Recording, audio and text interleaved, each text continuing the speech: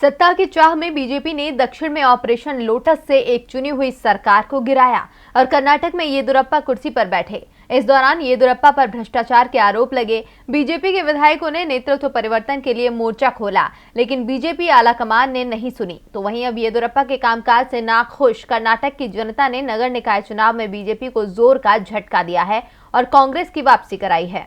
BJP 5 राज्यों में सत्ता हासिल करने में जुटी रही, तो वहीं बीजेपी शासित राज्य कर्नाटक में उसकी जमीन खिसक गई।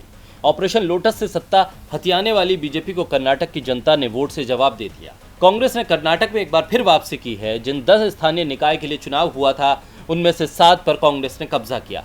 बेल्लारी, बीदर, तीर्थहल्ली, रामनगर, भद्रावती, बेल्लूर और गुद्दीबंदा नगर निगम पर कांग्रेस ने जीत का परचम लहराया। कांग्रेस ने 45% वोट शेयर के साथ 226 सीटों में से कुल 119 सीटों पर जीत दर्ज की, जबकि बीजेपी के खाते में महज 56 सीटें आईं। वहीं जेडीएस को 67 सीटें ही मिली। नगर निकाय चुनाव ने यह साफ कर दिया है कि राज्य सरकार के कामकाज से कर्नाटक की जनता खुश नहीं है। येदियुरप्पा को लेकर बीजेपी के भीतर ही खींचतान मची हुई है। बीजेपी के विधायक खुद नेतृत्व परिवर्तन की मांग कर चुके हैं। ऐसे में नगर निकाय चुनाव के नतीजे येदियुरप्पा के लिए मुश्किल खड़ी करने वाले हैं।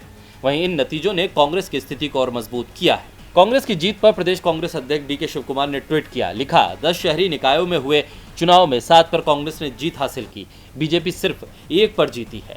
कांग्रेस पार्टी पर भरोसा जताने और बीजेपी को उसके कुशासन पर सजा देने के लिए मैं कर्नाटक के लोगों का धन्यवाद देता हूं।